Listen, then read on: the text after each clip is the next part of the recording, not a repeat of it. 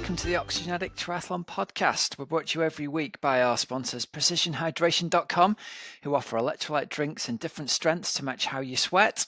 Personalize your hydration strategy today at PrecisionHydration.com and get a free box or tube of Precision Hydration worth up to $9.99 using the code Oxygenaddict. We're also brought to you by TeamOxygenaddict.com Triathlon Coaching, who are the official coaching partners to the Outlaw Series.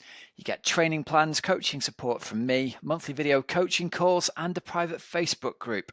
And we're also brought to you by FueledByCake.com, who are Helen's charity cake recipe book. So hi there everybody, welcome to the show. It's just me today, flying solo for this Christmas special edition.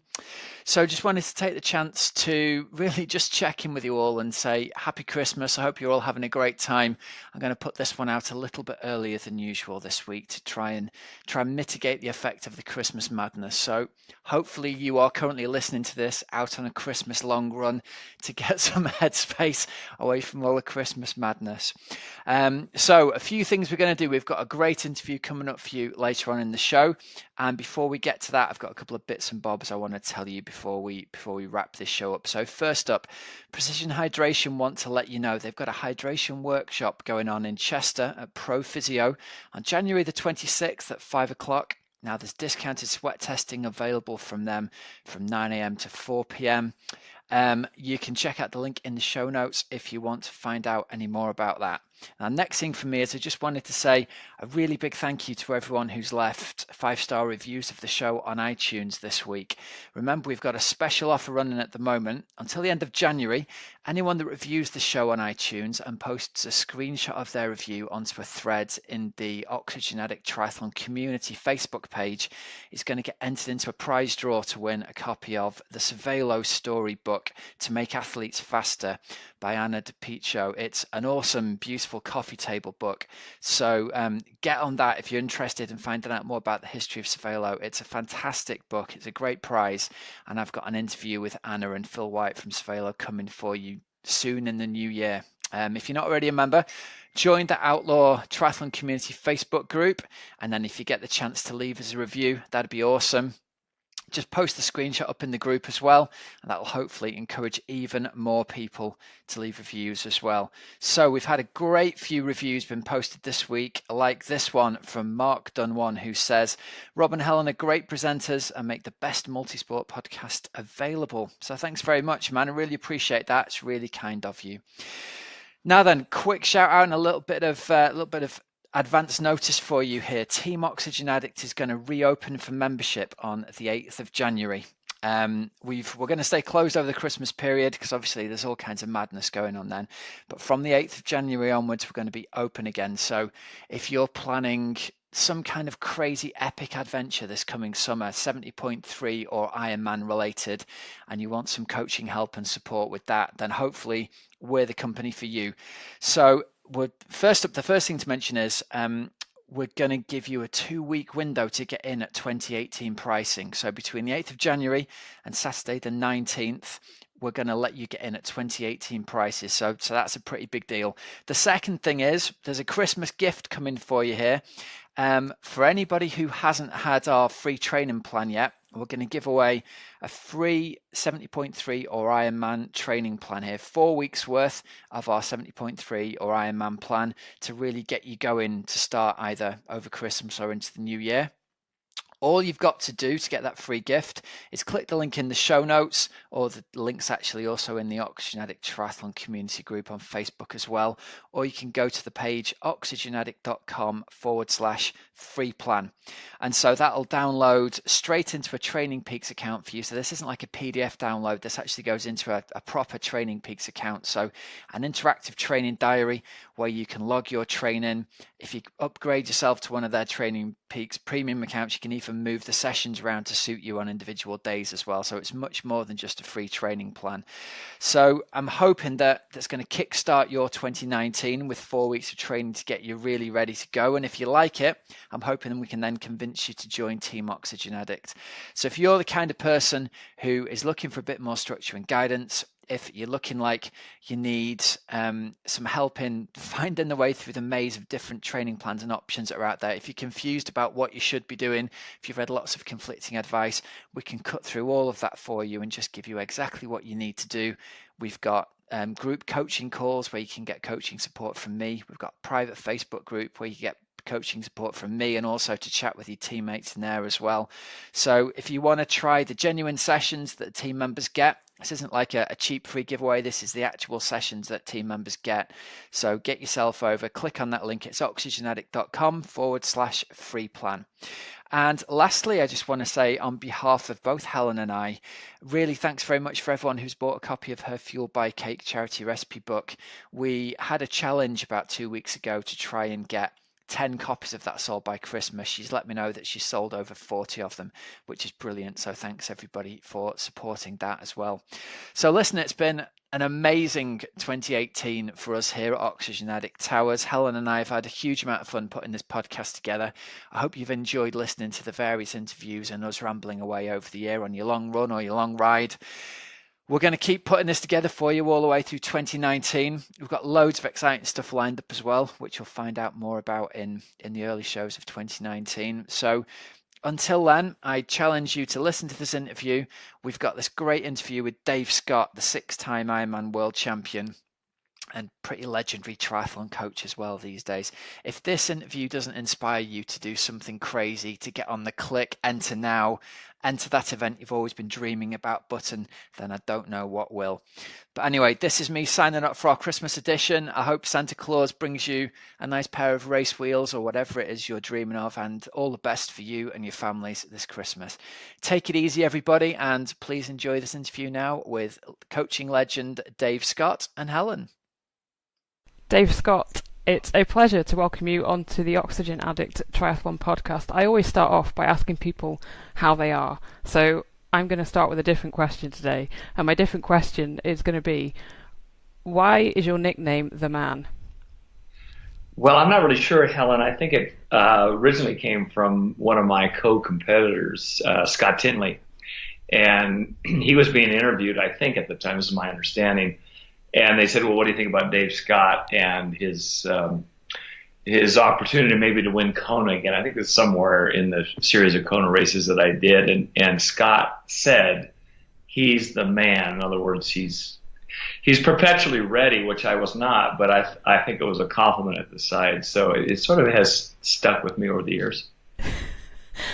You are known as being, the person who just trained and trained and trained and trained ridiculously hard. Did that come from parents, or did that come from you within, or society? Where did that come from?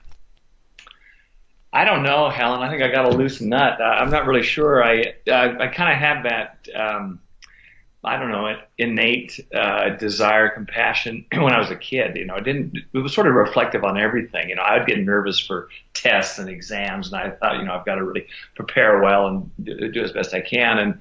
And then athletically, I was always kind of obsessed with a certain degree that, at least allowed me to be calm. And so I developed sort of a knack, partly because maybe no one else was willing to do it with me, to do it on my own. I was involved in team sports, so I played basketball, which a lot of people don't know, and I swam and played water polo as well through high school, college, and but I always had kind of this, innate ability to just say, okay, here we go. And I kind of look at a time block and say, I can last for 30 minutes or 45 minutes or 5 hours, and so there really wasn't a psychological recipe. I just seemed to have the will to do it. Was there something about being able to train in that solitude, though, did you love your own company? I think there's good and bad with it. This question has been phrased in many ways, many times. When I first started my career, there wasn't an opportunity to work out with other triathletes. I was the only one. I lived in a community of about 30,000 at the time.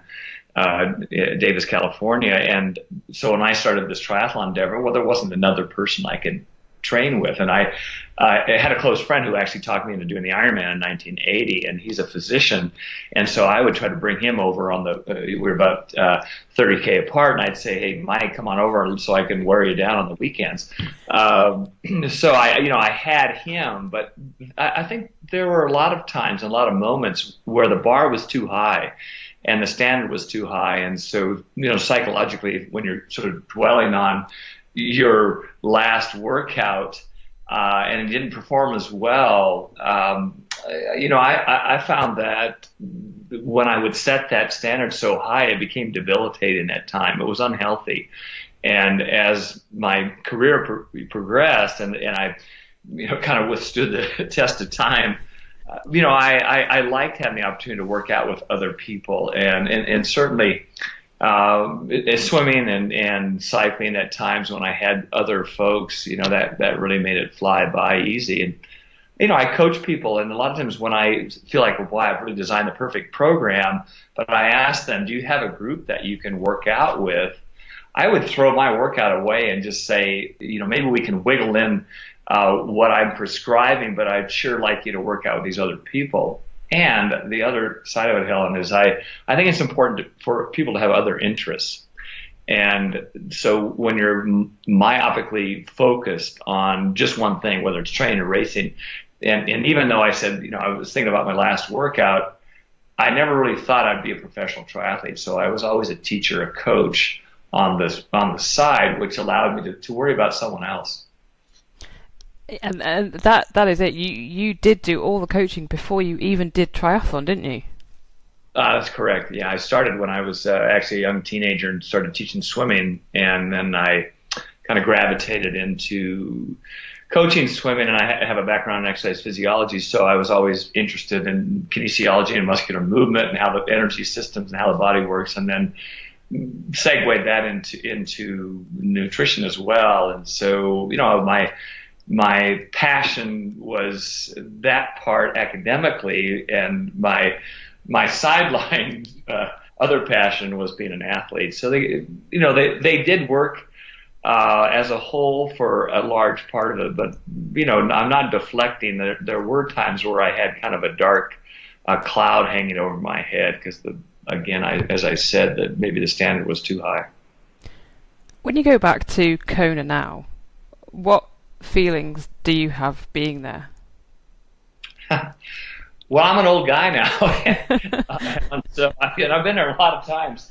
I mean, I have a camp. This is the third year at the Four Seasons. I have 4 camps, so I'm over there. I'm going over there for Lava Man. I go there for Ironman Week. We just shot some videos. So I was there 7 times this last year, 17, and with an equal number coming up in 2018. When I'm there for Ironman Week, I still feel a lot of the same energy, and I sense the anxiety with the athletes. I'm not a threat to the athletes. They're looking at me like I'm a dinosaur. So, I would say I have, pretty good rapport with the men and the women, amateurs and the cream of the crop. So, that's kind of a nice thing, I guess. But I always want to try to go a little bit deeper into their mindset. And I'm always asked this when I'm over there and prior to, who can win this race? As if I have the crystal ball, and I hate the question. I just can't stand the question because I have no idea. But I also sort of deflect the question. I said, well, there's really a small handful of men and women, very small, that really have the potential to win the big one. And they say, well, how about if they've won Ironman this and that? And I said, well, that's great. But I said, I don't know if they have the psychological fortitude, without mentioning names. I kind of sense that. I'm not really sure what it is, and I have sensed that for a long time as a coach. A lot of the professional athletes are very gifted because genetically they've got the right programming, but they don't have the right mindset. So I see amateurs that work harder than a lot of the professionals, but they just don't have the genetic tools. So anyway, back to your question, I love the atmosphere at Kona. It's become a very busy week for me, just involved with many companies and activities every single day. So by the time I get home, I feel like I've aged about 14 more years. But always looking forward to it. You mentioned there about the crystal ball and everything like that, but there is a good bit of the crystal ball, which I'm not going to ask you that who do you think will win, next year. We're way too far out anyway. But there is a certain Javier Gomez who has said that he's going to, he wants to race in Kona in 2018. What traits do you admire in his racing and his athleticism? And does it excite you, the fact that he will be there, Oh, absolutely. I think he's just, a sensational athlete, and I've seen him race several times. I did see him at 70.3 Worlds in Chattanooga this past year, and he came from behind in a very, very difficult, challenging run, hilly run. He ran 1:10 off the bike, which was extraordinary. That's a magnificent time. And I've seen him video-wise when he's racing the great Brownlee brothers, and just seen him at different times where he doesn't seem to have a psychological dent. He's very tenacious. So even when the best are racing, he's able to bring out his best. Looking at Kona, if there's an inherent weakness, it's really it can become a tactical asset to him. He's a very strong swimmer. He's going to get out with the lead group. There are a lot of horses in the men's field that are sensational on the bike, and they have to be, because they have to wear down the top runners. Jan Fernandez did not have a great race last year. We all know that. He's a great runner, and obviously has raced against Javier as well. But there's some tremendous cyclists that I think have more horsepower than Javier. So there may be a point where he has to say, I've got to back off. I've got to be like Patrick Lang, who won this year, be confident in my run, because I am a great runner, and he should say that. And I think a lot of the athletes don't have the confidence in their run, and that's unfortunate, because I see them race well in other distances and also other Ironman races. Javier has confidence, and I think his confidence is his huge asset going into Ironman Kona as a rookie. I think that, we look at, could he win it the first time? It's analogous to Chrissy. I didn't know her name. I was covering the race that year when Chrissy won. I kept fouling up her name. I said, I've never heard of this woman, but boy, she looked magnificent. And I think Javier, as a known entity, everyone has great respect for him. He is certainly in the top three, as you better watch out. What did you make of Lionel Sanders' race this year?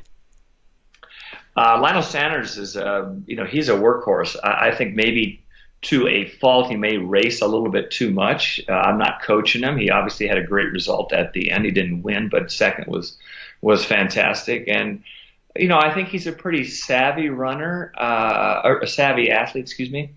And he did what he had to do on the bike to break up the harmony of the bike, and he did that at Kauai High. So there was about 60K left in the ride, and he smashed some people by putting out some high watts for about 5 minutes, and that took the thunder out of a lot of the athletes' legs. Patrick Lang again played his own cards and had quite a deficit to make up, but he did it. Lionel Sanders, I think, is extremely gifted. I have told Lionel, and he has mentioned this in a sort of a public comment, that I don't think he's as symmetrical as he could be. And looking at him from a biomechanical standpoint, he has a real clippity-clop style when he runs. Particularly, it was very apparent in Kona. And he's very, very weak in his gluteals. And I pointed this out to him quite a while back, actually after the 2016 or prior to the 2016 race. I said, whomever you're working with, pay attention to this, because he's an amazing athlete. He's very strong in his quads. Mentally, he's a Wolverine. And he's incredible. And I think, I have great admiration for him. I always want the best men and the best women to have their best day in Kona. And a lot of them come in there with a lot of niggling issues or weaknesses. That's something that he needs to pay attention to. And I think, he could be a dominant factor for years to come. You obviously get a lot of questions from age groupers. You mentioned that off the air. We've got some to come. But do you get a few questions as well? Does the likes of Gomez or Frodeno, do they email you and say, Dave, Could you give me some advice to them? I haven't. The ones that you just recited, that I'll say no. When I have run into them, they're kind of reaching out a little bit for some advice. But I think, for really a one-on-one good advice, you have to take time. You have to think about, gee, I want to ask this guy, whether it's me or someone else. And I have had a couple of the champions in the past reach out to me and just say, I think I need some guidance. One of the areas is this mobility, stretching, and strength area, which I think a lot of the athletes neglect, both genders, and that's a problem. And then also, I think a lot of them, and I'm saying this on the surface because I don't know their programs, I think a lot of them end up getting in phenomenal shape in the early part of the year, and they're trying to hold it too long, and they end up going too long, and they wear themselves out. So we don't see the sharpness that I'd like to see, and I think part of it is understanding energy systems and physiology, and also the individual athlete. We're all different, so I have had coaches reach out to me and say, hey, what do you think? What am I doing? I don't have an ego involved in it because I'm not interested. I'm not coaching professional athletes right now. So, I just, again, as I told you, Helen, I just want them to go fast. And I've seen this, unfortunate attrition in the women's field, I think, for the same thing. And Daniela, rose to the top. But even when Marinda was second a couple of years back, you're seeing these women that are extraordinary. They're just decimated. So collectively in Kona, the athletes as a whole, the pros, are not all ready to race well. And it's partly the point system that's required. I think a lot of them are over racing a little bit, and they don't have a choice. And the other part, are they really putting their program together? So in a long-winded answer, I'm glad to help. What do you make of are you glad that it's going back to a different qualifying system? Yeah, I have read it. I'm not privy to all the factors, but I think it's really important that the management really looks at that. And one of the things I do not like and have not liked is when you have a world champion and they're using this word, they have to re-qualify. That's absolutely utter nonsense. So anyone on the outside field will never say, hey, we've got the world champion marathon runner, you've got to re-qualify a month and a half later to do what? The whole question is, there's a giant question mark. What do they have to show? So I think when that is a mandate, that really sets the sport back. I don't like it at all, and I think it jeopardizes the athlete's potential career by having them race on top of world championships just to fill the quota. So I think WTC, and I work with them, is moving in the right direction. I'd like to see that, and I think they do need the athletes' input as well, because ultimately they want the best athletes at their races. They want the 70.3 World Championships to be really reflective of the best in the world, and the same thing in Kona. So, I'm hoping we can kind of get back to that. You mentioned the best athletes in the world. One of them more over the Olympic distance, but also he showed that he's pretty good when he did the half this year, last year even. Ali Brownlee, do you want to see him in Kona racing against Gomez? Well, I think both the Brownlee brothers are sensational, and Alistar is... I've never met him personally. I have admired him from afar as an ex-athlete, and I guess probably my greatest admiration for him, and I know that he has been labeled different things by his competitors that are not favorable. What I like about him is he is very tenacious, and he dictates the race. He goes out hard on the swim. If someone wants to stay with me, fine.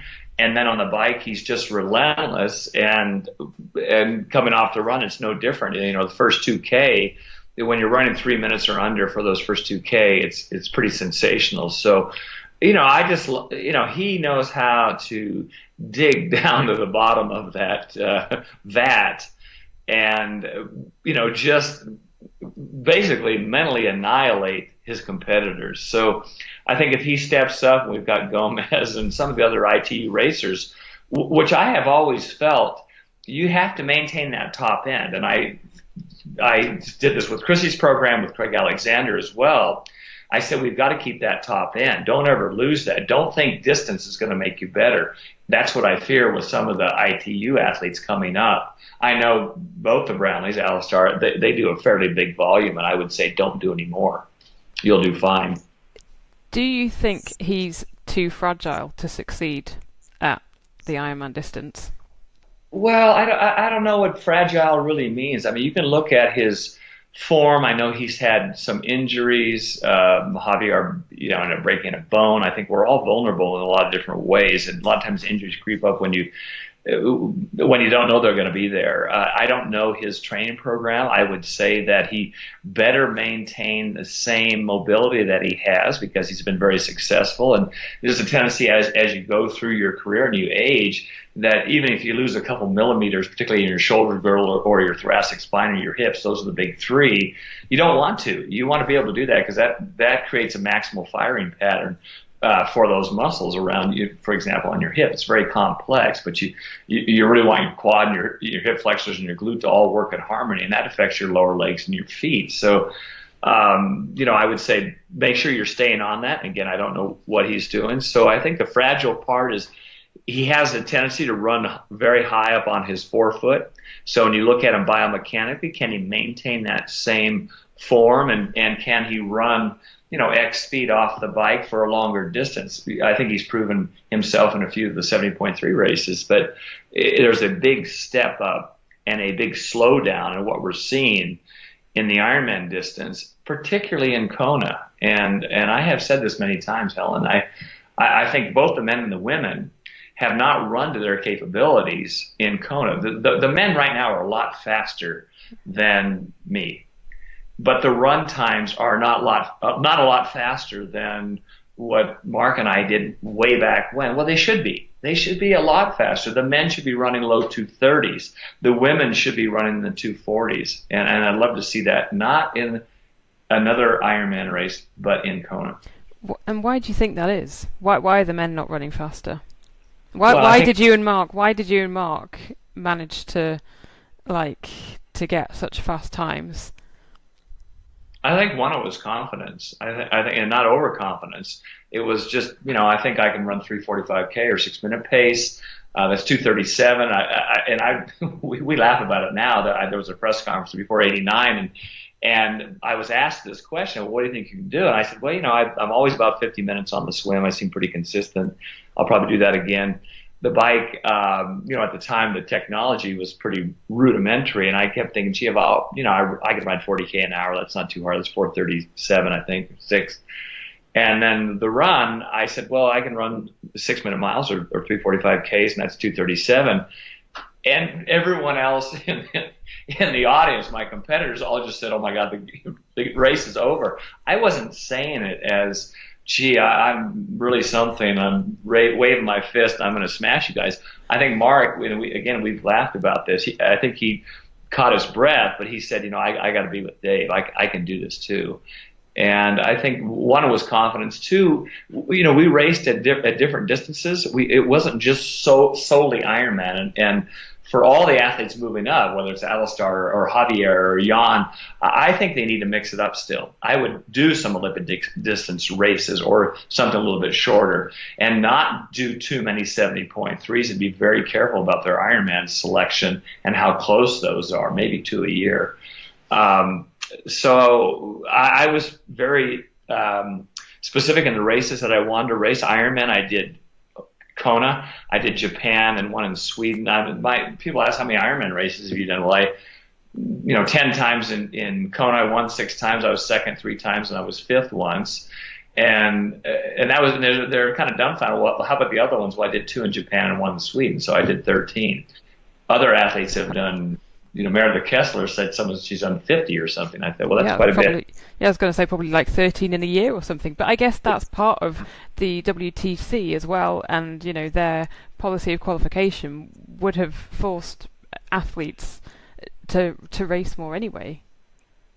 Yeah, and I think you just need to space that out. So if the requirement is a requirement, and you're all playing the same field, the same game, again, dictated or mandated by the point system.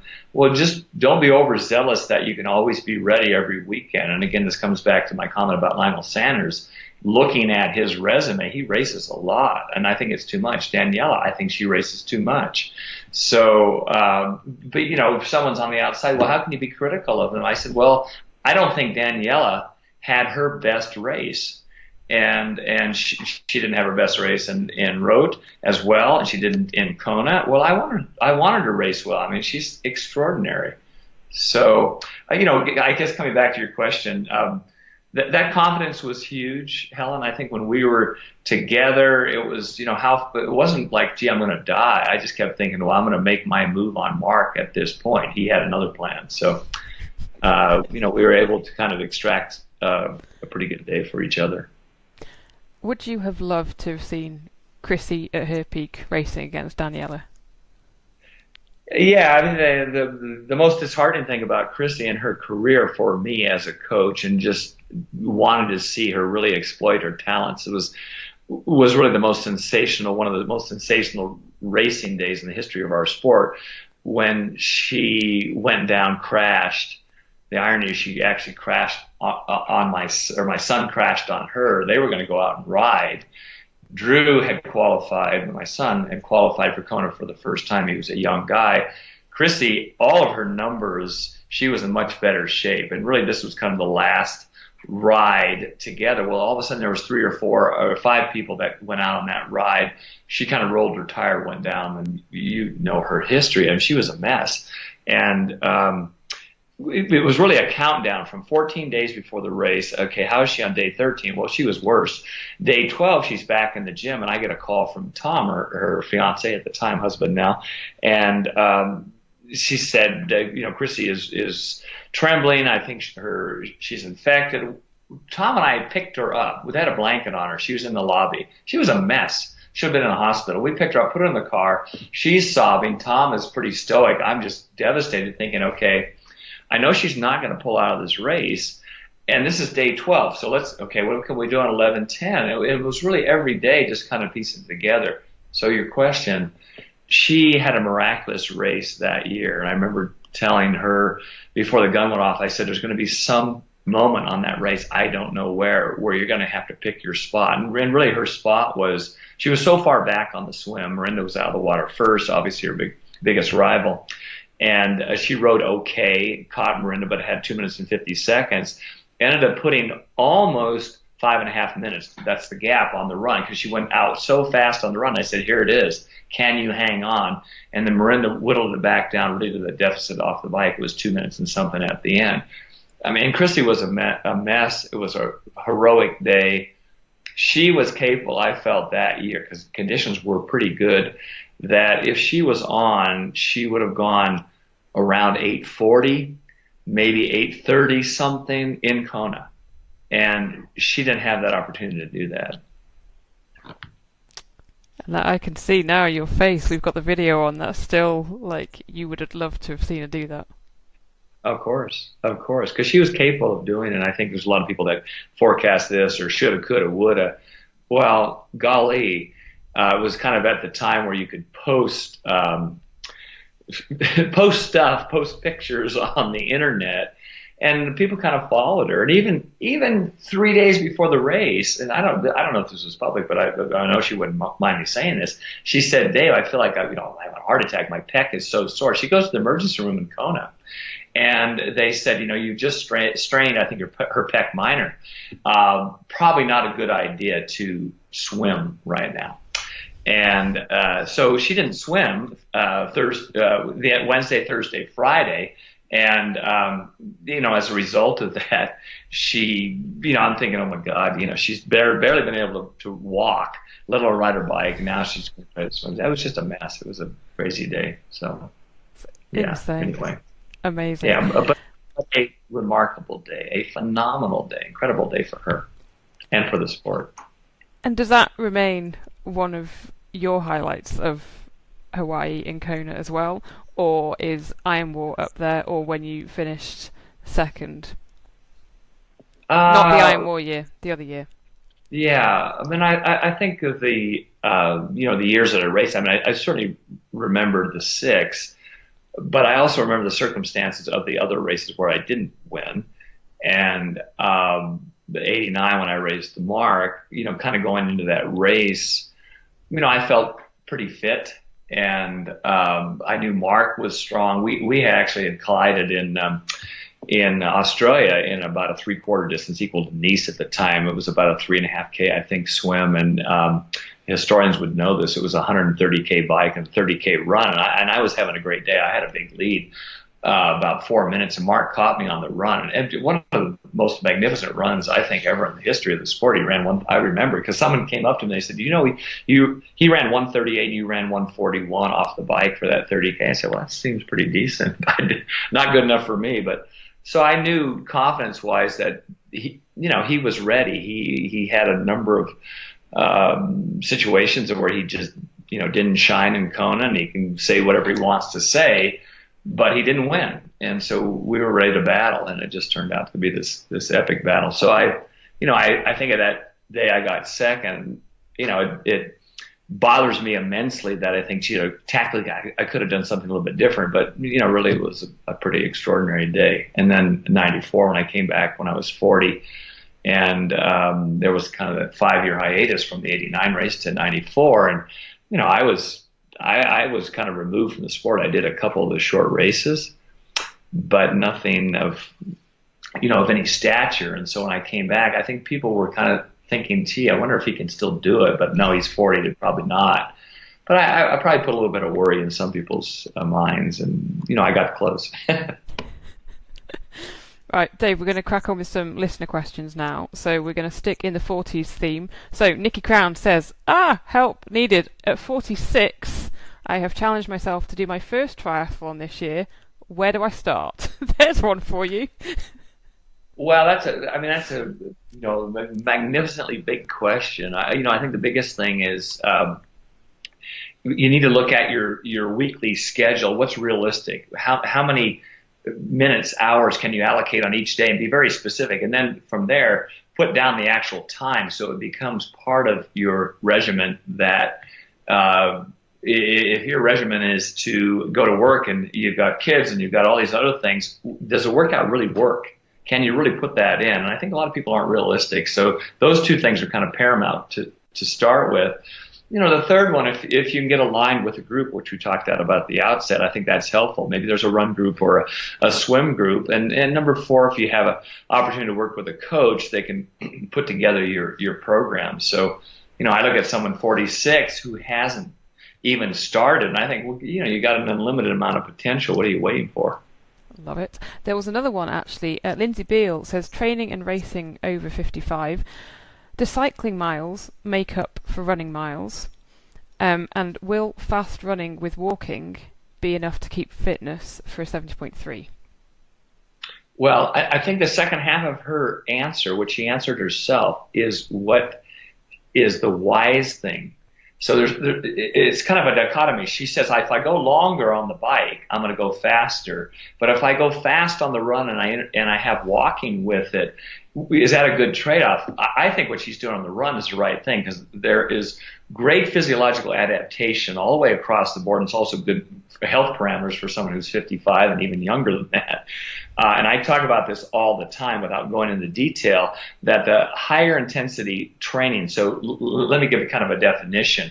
If she's doing, and again, this pertains to everyone, kind of repeats between 25 seconds to 2 minutes, higher intensity, and you're getting in a block where you basically have a equal amount of recovery, or even double that, or 3 times that, depending on the weather conditions and also fitness. So I'll give you a real example. Let's say I'm doing 6 times a minute and a half.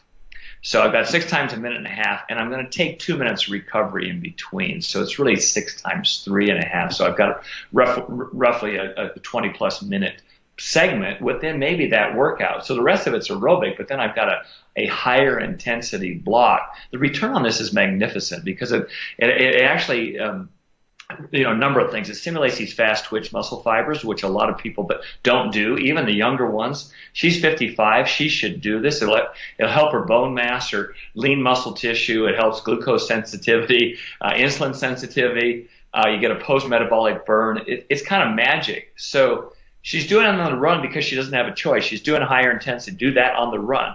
Put that in twice or 3 times a week where you're doing segments, total harder segments, anywhere between about 12 minutes up to about 30 for the athletes and these they might be in 2 or 3 segments, but do that on the bike. Mileage, over distance mileage, she's going to get slower. Don't do that.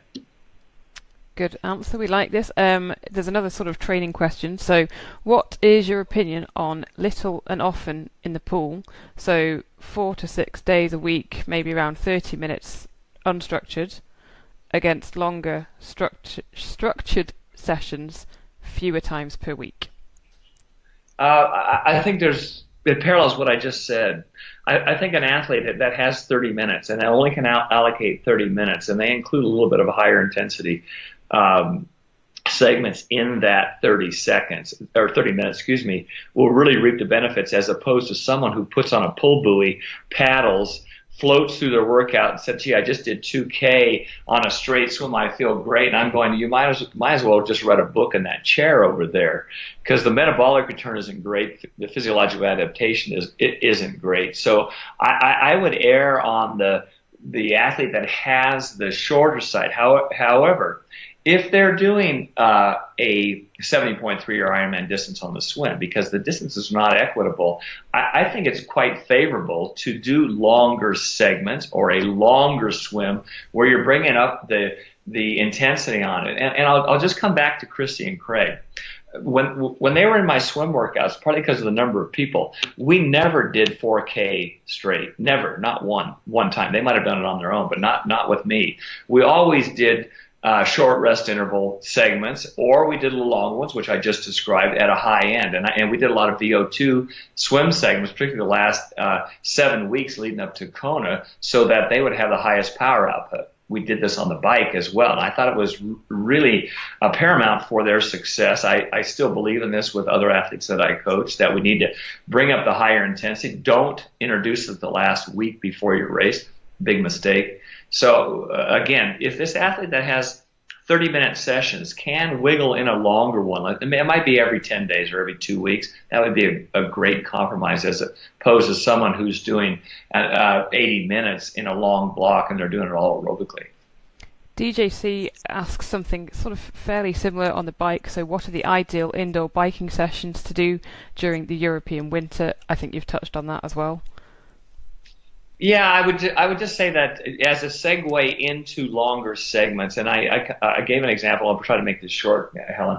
Even doing 6 times a minute and a half. Let's use the same one that I just did, but you can mix those up, and it might be 2 times 30, 2 times 2 minutes, 4 times 40, 4 times a minute and a half. You can I like to keep people guessing, so I don't always like to do a standard set. The nice thing on the bike is that you can change the muscle recruitment by sliding a little bit forward and aft on the seat. You can come in and out of your saddle. You can implement low gear, fast legs, and you can also implement bigger gear seated and standing. And so now you're changing that recruitment. So the bike, during the off season, doing those 5 different positions that are just in variable gearing is really, really key. And adding this high intensity in those different gears, so you're not just picking your choice gear or time trial gear all the time. You can really expedite your training in the off season. One more to do with mental strength, mental strategies. What do you use as motivation in training sessions? Do you visualize your racing against your competitors? Did you visualize sort of setting personal bests? And why do you think that worked for you? Well, that's a darn good question. I think no one is immune to not thinking about the competitors, but if you're thinking about, gee, what are they doing, or I'm not really on my day, and I bet I bet Javier Gomez is going faster, or Mark Allen's going faster during my day. I never really thought about that. I don't know if I ever thought about that one time. I'm thinking, gee, he's in great shape, he had a good race.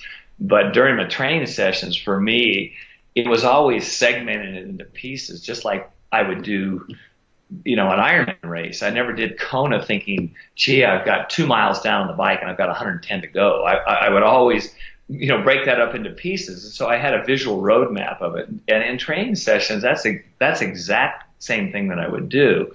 If I had a 3.5 hour ride and I had 3 segments that were 25 minutes each and I'm changing the interval on them, I wouldn't think, gee, I hope I can get through number 3.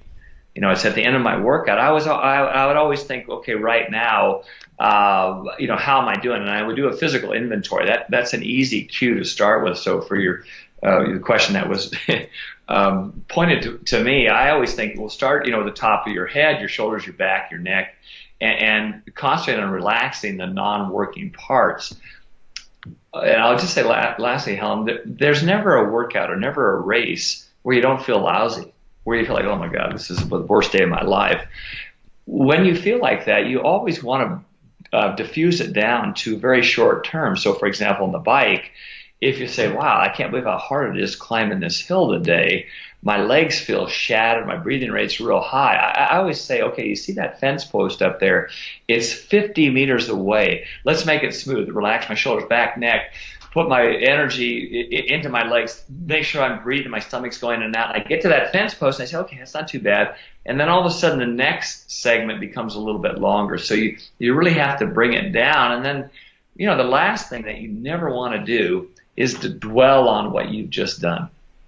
In a race, you say, God, I felt so bad back there. Well, that is about the worst thing you can do. That's the worst dose of poison you can probably put into your mind, is to say, boy, I felt really bad 20K back. I wonder if I'm going to feel that bad coming up. Well, don't do that. That's nonsense.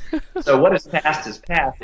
Because you want the spontaneity of the moment to allow yourself to extract the highest potential and not elicit this fear response of, fear of failure that I'm not going to make it. That's nonsense.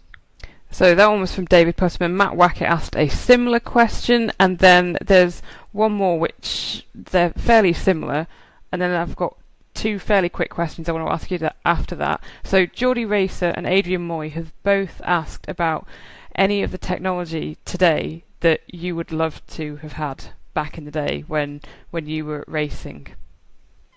Oh, wow. Well, that's a pretty easy one. I mean, take a look at the video way back when on what we were racing. Take a look at the bikes, the wheels. Even the clothing. People laugh. I have for lack of a better term, a highlights video, and I do it because it's funny. It's not, like, wow, I'm going to really exploit myself and show you this great Dave Scott footage.